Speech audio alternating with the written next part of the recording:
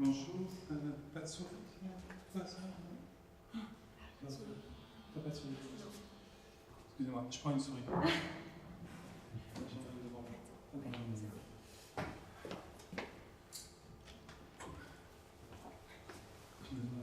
Viser les secteurs pour cliquer au bon endroit.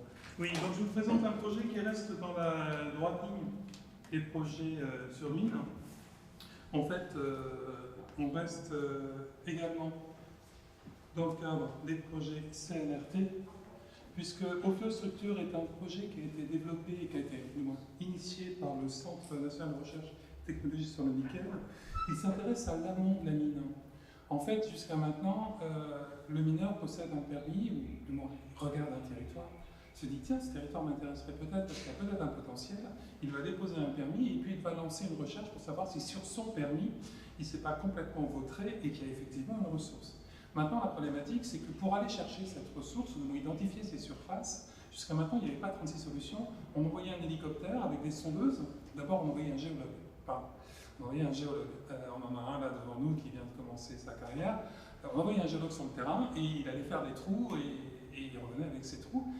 Donc on envoyait un hélicoptère, on déposait une sondeuse, forcément on touchait un peu au milieu. Pas forcément avec succès puisqu'on était censé faire des trous partout pour confirmer ou infirmer l'hypothèse du gisement.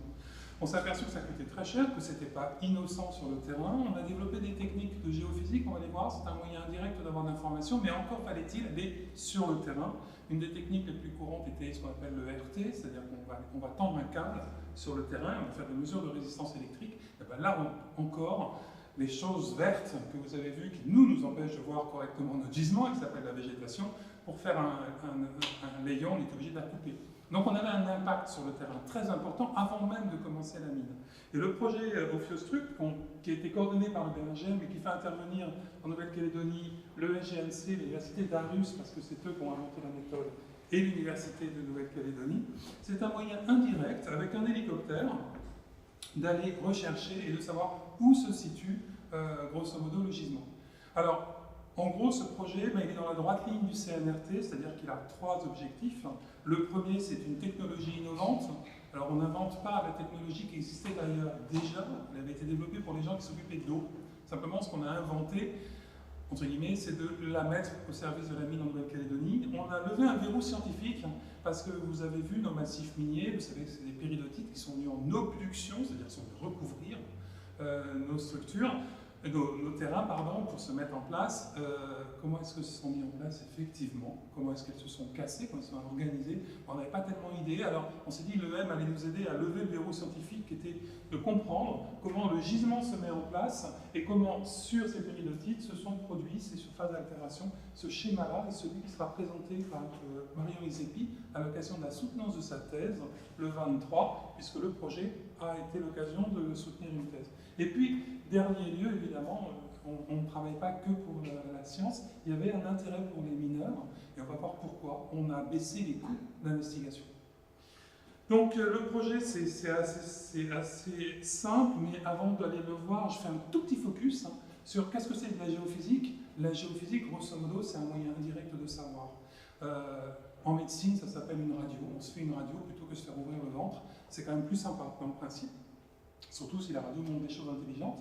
Le massif de péridotites, on l'a vu, c'est ces fameuses structures qui sont venues en obduction sur le système. Et le gisement de nickel, il faut savoir qu'à l'origine, dans les péridotites, je pense que vous êtes tous plus ou moins férus de géologie, mais il faut savoir que la péridotite de base, elle a 0,3% de nickel, pas plus. Et elle va tout doucement pourrir. Je dis pourrir sciemment, parce que ce qu'on appelle le profil de latérite, ça s'appelle un saprolite, une roche pourrie.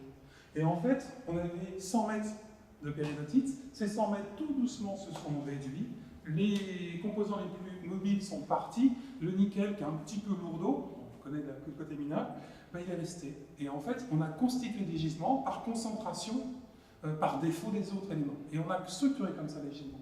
Donc nous, ce qui va nous intéresser, c'est d'essayer de trouver ça et de lire ça dans le paysage. Le fameux profil de latérite.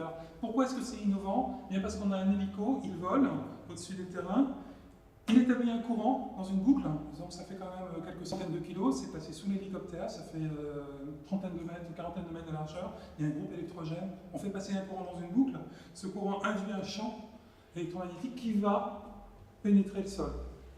Donc on l'envoie avec des moments plus ou moins courts et longs, de telle sorte que l'on excite le sol qui va produire une réponse lorsqu'on le coupe et retourner un signal.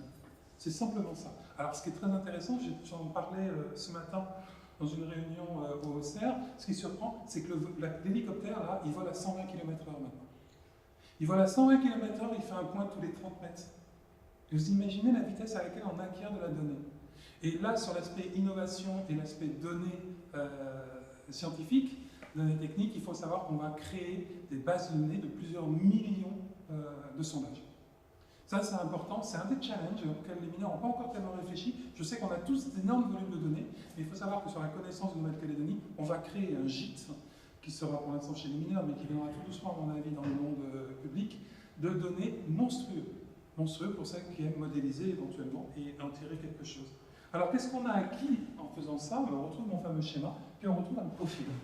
Un profil électromagnétique, c'est-à-dire que pour les terrains proches de la surface à zéro, ben, la résistance est faible, et puis plus je vais m'enfoncer, plus la résistance augmente avec à un moment la résistance qui décroît. Alors pourquoi cette forme? Le top là, les 0 à 40 mètres, vous retrouvez le fameux profil de latérite, profil d'altération, avec ces réponses assez typiques. Je ne rentre pas trop dans le détail, mais en fait ça fait un S au départ. Ça commence par une courbe, c'est la cuirasse, le latérite jaune et la latérite rouge. Et puis ce qui nous intéresse, c'est cette pente ici, qu'on appelle le saproc, qui se voit très bien, pour atterrir ici, dans ce qu'on appelle la péridotite saine, dure, pas fracturée, il n'y a pas de nickel, c'est la roche mère, et tout doucement le signal redécroît, et en règle générale, ça c'est la semelle. C'est la base sur laquelle la nappe de péridotite qui est venue submerger les terrains, elle a glissé sur une semelle. Et cette semelle, elle est serpentinisée, elle est très conductrice, et donc elle donne ce signal. Mais là, vous voyez théoriquement, en théorie, la totalité du signal, qui représente la totalité d'une épaisseur de massif. Alors, pour les puristes, et je fais partie des hydrogéologues de base, moi, ils me donnaient comme ça par un géophysicien, ils me font n'importe quoi, j'ai aucun moyen de savoir s'il me dit une blague. Qu'est-ce qui vous dit que ça, c'est la péridotite saine, à part moi? Donc, on est quand même allé vérifier avec des forages. On a vérifié ces données-là en faisant des trous ou en reprenant des trous. Le problème, c'est que pour l'instant, on est capable de vérifier les 100 premiers mètres au mieux, le haut. Parce que rarement les mineurs ont fait des forages à 300 mètres. La recherche fondamentale a besoin de données. Il nous en manque. Il nous manque notamment les sondages qui viendront jusqu'à la base. Perforer la totalité, c'est un projet qui arrivera l'année prochaine. Disons que c'est quelque chose qui viendra. Pour l'instant, on a vérifié que la première partie. Je vous disais, alors ça intéresse les gens de la mine. Le coût moyen du projet, enfin le coût du projet, c'était de l'ordre de 400 000 €. À l'heure actuelle, on vole 1 km. 1 km pour 500 €. On a divisé par 20 la facture d'acquisition des données. Alors évidemment, les mineurs sautent dessus. Il faut savoir que cette information-là n'est pas du tout anodine. Voilà à quoi ce que ça représente sur le terrain.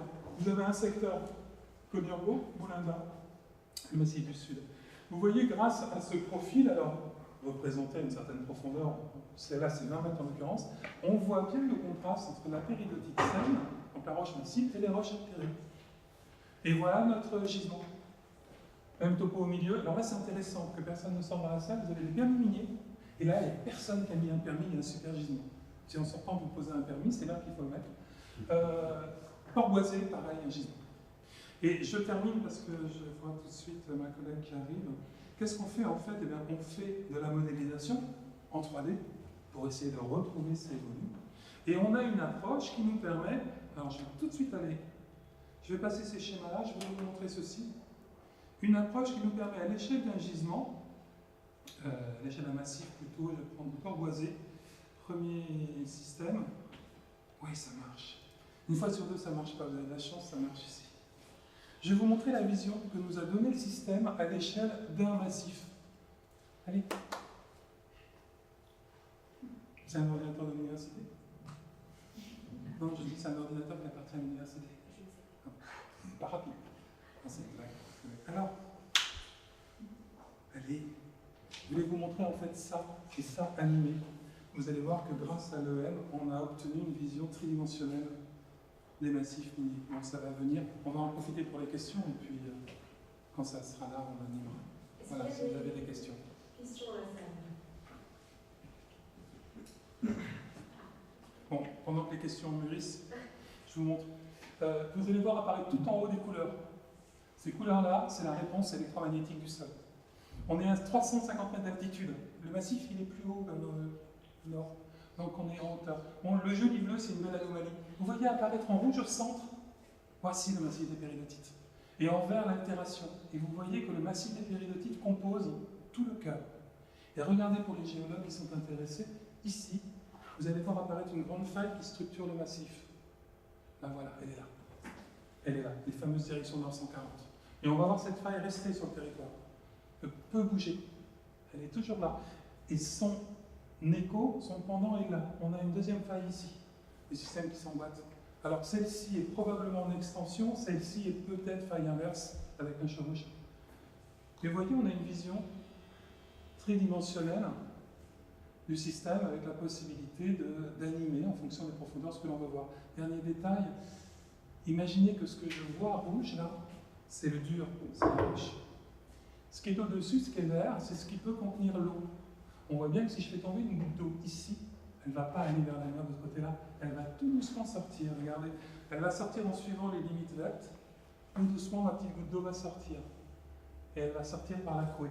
Ça veut dire que toute l'eau qui tombe là, dans le milieu souterrain, sort vers le sud, et non pas vers le nord. C'est pour ça qu'on avait tenté des modélisations et des traçages. On avait mis des colorants ici, on les attendait au nord et on les avait au sud. Mais oui, parce que le fond de la bassine s'écoule vers le sud. Voilà, j'ai terminé. Enfin, la question. Merci Vincent.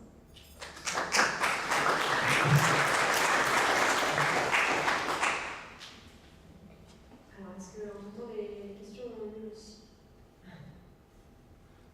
À tout hasard, il n'y a pas de mineurs, hein, ou de futurs mineurs, ou de géologues dans la salle, d'étudiants géologues. Est-ce qu'il y a un marché en ce moment, il cherche du monde? Alors moi, je vais me faire porte-parole à une question qui m'a été transmise quand j'ai parlé, on va dire, présenté brièvement ton sujet. On m'a demandé, mais est-ce que c'est pas possible de faire ça avec un drone? Est-ce que les Oui, ça semble... j'aurais bien voulu voir, dans la salle, les gens, par exemple, d'ADK qui vont discuter avec eux. La problématique à l'heure actuelle, c'est que l'appareil qui est capable de générer le courant électrique dans la boucle fait de l'ordre de 300 à 400 kg.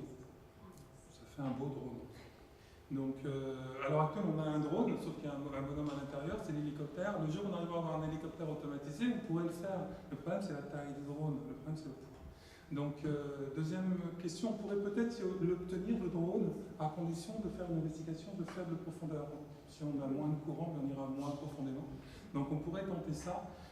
Ça sera peut-être intéressant pour le jardinage ou le maraîchage local, mais est-ce qu'on arrivera à investiguer la profondeur qu'on vise? Je ne suis pas sûr. On a un problème de poids pour l'instant. La technologie ne sait pas emmener sur la boucle suffisamment d'énergie de manière facile, légère et marquée. Est-ce que c'est dangereux pour les populations? Ah, c'est totalement anodin. C'est totalement anodin comme système. D'abord, je vous dis, on va à 120 km/h, c'est-à-dire que l'hélicoptère n'est pas en statique au-dessus de quelqu'un. Donc, et par rapport au signal électromagnétique, non. Alors, je vous dis non comme ça, je n'ai pas fait d'analyse pour le faire. J'ai un collègue qui était sous l'hélicoptère longtemps, il est toujours aussi fou, donc il n'a pas changé. Il n'a pas changé. Non, a priori, il n'y a aucun effet. C'est des techniques simples d'analyse. Il n'y a pas de courant intense qui est projeté, il n'y a pas d'effet d'échauffement, il n'y a aucun effet mesurable, a priori, sur les organismes. Les appareils électroniques non plus? Alors, on demande le blackout des appareils parce qu'on est très sensible. Donc, éventuellement, on va faire éteindre les installations si on vole au-dessus pour pas qu'elles nous interfèrent. Donc, c'est plutôt dans l'autre sens qu'on est sensible. On est sensible au signal. On saura, par exemple, si deux véhicules sur un carreau minier échangent par radio, ils vont nous bruiter. Donc, ils sont donc plus forts que nous en signal. Donc, je pense qu'on est anodin. Moi, j'ai une dernière question, s'il n'y en a pas d'autres. Je voulais savoir quelle est la phase, on va dire, de maturation du projet et du coup qui ensuite sera chargé finalement de réellement faire ces Alors, c'est tout neuf, c'est tout récent. Le code minier qui s'est mis en place en Nouvelle-Calédonie il y a maintenant quelques années, c'était en novembre 2006. 23 novembre 2006, je viens de le réviser, je le sais, avait dit aux mineurs, vous avez 10 ans. 10 ans pour faire l'analyse de votre terrain et dire, voilà, là j'ai de la ressource et je vais l'exploiter. Au bout de 10 ans, si vous ne l'avez pas fait, vos permis tombent dans le domaine public. On vous les reprend, parce que peut-être qu'un autre sera capable de faire de la recherche à votre place et de valoriser notre patrimoine, parce qu'avant tout, c'est faire vivre le pays. Donc, on arrive à l'échéance de ces 10 ans, et le projet arrive aussi à cette échéance-là au bon moment. Le problème, c'est qu'on a un peu de retard dans le code minier. On a un peu de retard parce que c'était lourd, parce que c'était grand, parce qu'il y a beaucoup de passifs à récupérer, et il leur reste du travail. Et on leur accorderait, c'est pas encore acquis, un délai leur permettant de poursuivre et enfin de réaliser les travaux pour vérifier que le patrimoine existe en ressources. Grâce à cette méthode. Donc il est en ce moment négocié des campagnes d'acquisition de données sur l'ensemble des massifs de péridotite. C'est pour ça que je vous disais, alors, en fait, on recrute des jeunes capables de travailler dans ce domaine-là, parce qu'il va y avoir pendant 2 ans une grosse campagne, très probablement, très grosse campagne d'investigation avec cette technologie-là, pour aller reconnaître l'ensemble des massifs. Alors l'aspect mineur les intéresse évidemment, mais nous collectivement, on va être très intéressés. Ça nous intéresse pour l'eau, ça nous intéresse pour les risques naturels, ça nous intéresse pour l'eau, les risques naturels, et puis j'avais un autre truc, mais on le retrouvera. Ça nous intéresse. Merci beaucoup, Vincent. Merci.